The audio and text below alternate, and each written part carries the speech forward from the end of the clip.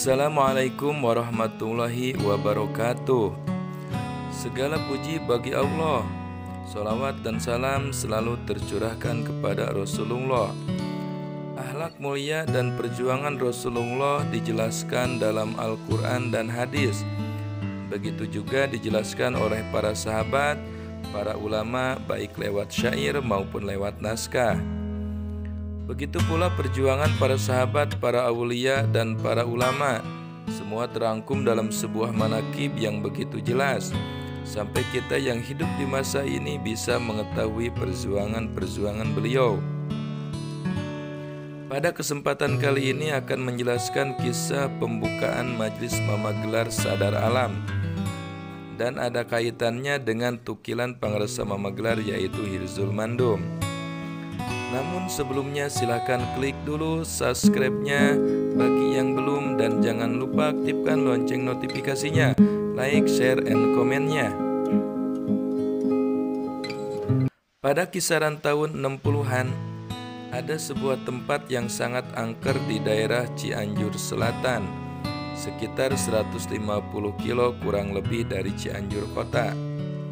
Pangaresa Mama Gelar kala itu kedatangan salah satu ulama wilayah tersebut, Pangaresa Mama Sadar Alam, dengan beberapa tokoh masyarakat lainnya, untuk menceritakan bahwasannya di wilayah tersebut ada tempat yang sangat angker sekali. Saking angkernya, ketika seseorang masuk ke wilayah tersebut jarang selamat, apalagi kalau menggesek batu kutil. Dengan suasana hutan yang cukup curam, pohon-pohon rindang yang terbentang tinggi dan bebatuan khas hutan masih banyak, membuat hutan tersebut semakin kerasa angker. Setelah kedatangan Mama Sadar Alam dengan segenap tokoh lainnya, Pangaresa Mama Gelar langsung mengecek tempat tersebut. Setelah dicek ternyata benar keangkerannya.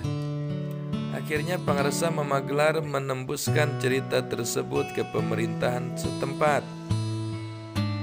Kebetulan bupatinya pada waktu itu Pak Sarmada.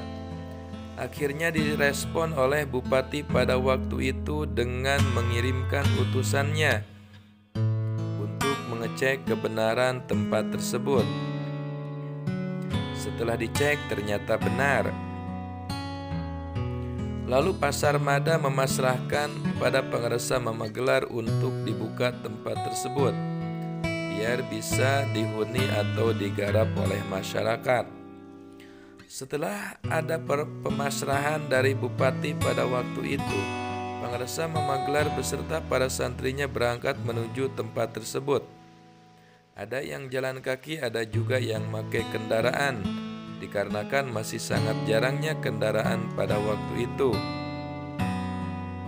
Setibanya di lokasi, Pangaresa Mama Gelar berkumpul dengan para ulama setempat, para tokoh dan para masyarakat.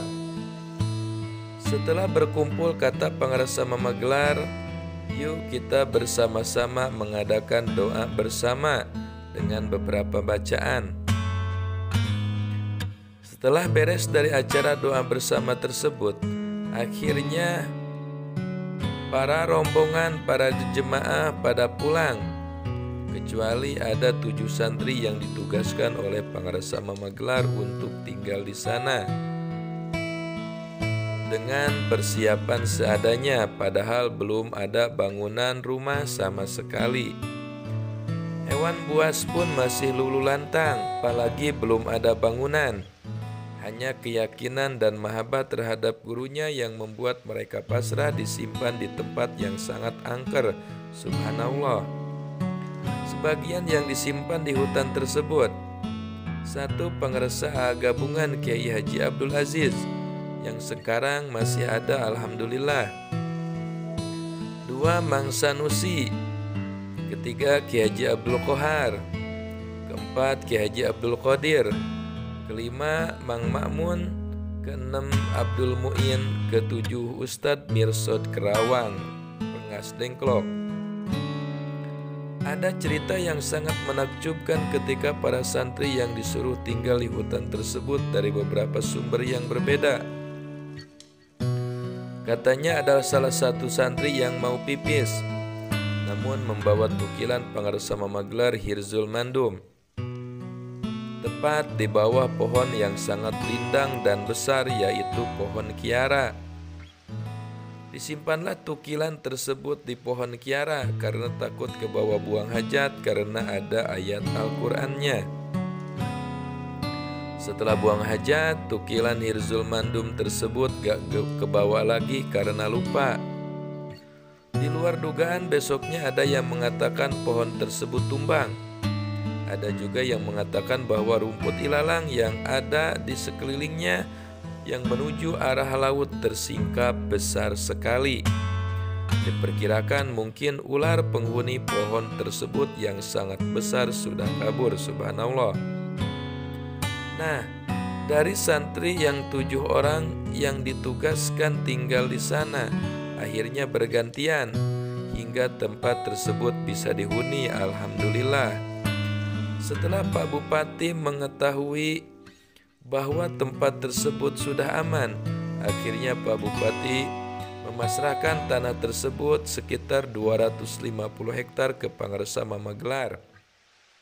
Namun oleh Pangarsama Magelar dipasrahkan ke masyarakat untuk dihuni, dan alhamdulillah tempat tersebut sudah ramai dan masih menyisihkan majelis Magelar yang selalu dipakai pengajian dan lokasi-lokasi lainnya, alhamdulillah.